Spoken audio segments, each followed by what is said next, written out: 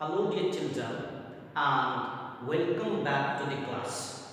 Today we are going to learn about chapter number 16, Heredity and Variations. Let's see the objective of the lesson. The concept of inheritance, heredity, the characteristics and their appearances. Mendel's law of inheritance. Diseases due to abnormal chromosomes. These all are the objectives of the lesson. Let's begin the first, that is concept of inheritance. So my dear children, you may know that we got many characters from our parents. Inheritance is nothing but the transfer of characters from one generation to the next generation. Transfer of characters from parents to offsprings is said to be the heredity. The branch of biology which studies the transfer of characteristics from parents to offsprings or one generation to the next generation is said to be the genetics. Genetics is nothing but the study of genetic characters. New progeny is formed due to the process of reproduction. There are two types of reproduction: sexual reproduction and asexual reproduction. We are able to observe the minor differences from parents and their offsprings if they divide with respect to asexual reproduction. With respect to sexual reproduction, if you are observing, we can conclude that the characters transferred from parents to offsprings. It means that both are showing many similarities, at the same time many differences also. This is nothing but the inheritance. Let us study the mechanism of inheritance or mechanism of heredity.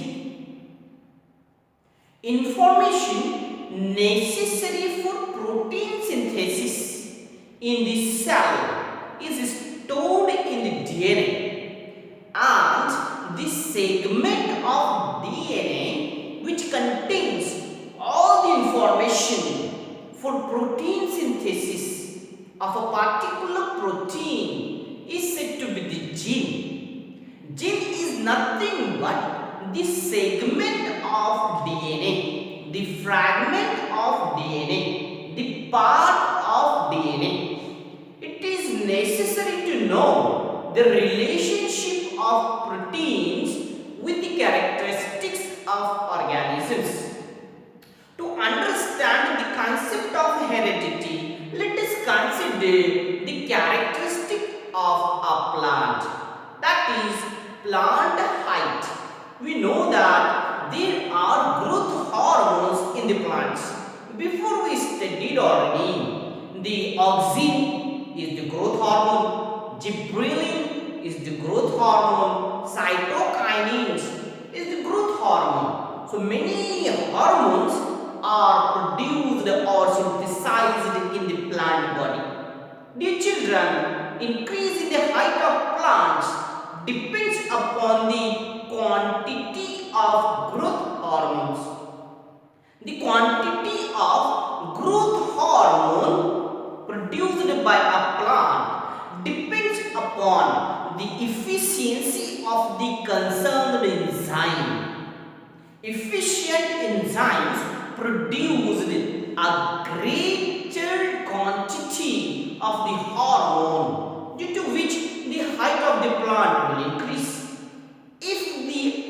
quantity of a growth hormone is less, it means that the growth or the height of a plant will be decreased. Very simple concept. If the enzymes are less efficient, the smaller quantity of hormones will be produced, which leads to the stunting of the plant. This is all about the heredity or the expression of a traits. Traits are nothing but the characteristics of a plant. Dear children, now we are going to learn about the structure of a chromosome. Chromosome present inside the nucleus. Nucleus is present inside the cell. And inside the chromosome, DNA is present in a supercoiled manner. And a fragment of DNA is said to be the gene. Chromosome is mainly made up of two components. First one is nucleic acid and second one is the protein. We are able to study the structure of chromosome under the compound microscope during the cell division. Gene which contain the information about hereditary characteristics is coded inside the chromosome. Each species has a specific number of chromosomes. Cockroach contain the different number of chromosomes. Crab contain the different number of chromosomes. Human being contain the different number of chromosomes. Different species have the different number of chromosomes. Chromosome is mainly made up of DNA and it appears dumbbell-shaped midway during cell division. There is a constricted region on each chromosome. It is said to be the primary constriction or centromer. Centromer divides the chromosome into two parts. Each part is called an arm. The centromer has a specific position in each chromosome. So, chromosome is divided on the basis of centromer or position of a centromer. Let's see, it is divided into four types. Number one, metacentric chromosome. Second one is submetacentric chromosome. Third is acrocentric chromosome. And fourth one is telocentric chromosome. Let's see the first one, metacentric chromosome. Actually, in metacentric chromosome, centromer is exactly at the midpoint in the chromosome. That's why chromosome looks like the English letter V. The arms of this type of chromosome are equal in length. Second type is submetacentric chromosome. In this type of chromosome, centromer is somewhere near the midpoint and submetacentric chromosome look like the English letter L. In this type of chromosome, one arm is slightly shorter than the other arm. Third type is acrocentric chromosome. In this type of chromosome, centromer is near one end of the chromosome. Acrocentric chromosome look like the English letter J. In this type of chromosome, one arm is much smaller than the other arm. And the fourth type is telocentric chromosome. In this type of chromosome, the centromer is right at the end of the chromosome, which makes the chromosome look like the English letter I. In this type of chromosome, only one arm is present. Dear children, chromosome is also divided on the basis of the shape and organization. Chromosome is divided into two types: homologous chromosome and heterologous chromosome. Homologous chromosome, the chromosome which shows the same shape and organization. It looks like the same, and we know that the chromosome in human being exists in pairs. In our body, 46 chromosomes are present. It means that 23 pairs of chromosomes are present in our body. 22 pairs are said to be the autosomes, and one pair of chromosome is said to be the sex chromosome or allosomes. So dear children, in female body, 22 pairs are said to be the autosome and one pair is said to be the chromosome, sex chromosome. That is nothing but 44 plus XX. This will be the form exist in the female body, and in male the chromosomes 23 pairs are present. Out of these, 22 pairs are said to be the autosome and one pair is said to be the sex chromosome. So 44 plus XY. Here the shape and organization of sex chromosome X and Y both look different. That's why it is said to be the heterologous chromosome. In short, the female is homologous and male is heterologous. This is all about the types of chromosome. Hello dear children, now we are going to learn about DNA. So what is the long form of DNA? DNA is nothing but the deoxyribonucleic acid. Dear children, chromosomes are mainly made up of DNA, and this was discovered by the great scientists Watson and Crick in the year of 1953. The most acceptable form of DNA. DNA is considered to be the master of molecule because DNA is responsible to control the functioning of all the cell organelles. DNA is responsible to control the process of cell division. DNA is also responsible for the growth of a cell. That's why DNA is said to be the master molecule. Watson and Crick said that DNA is a double helix, the arrangement of a nucleotide in the DNA is anti-clockwise direction.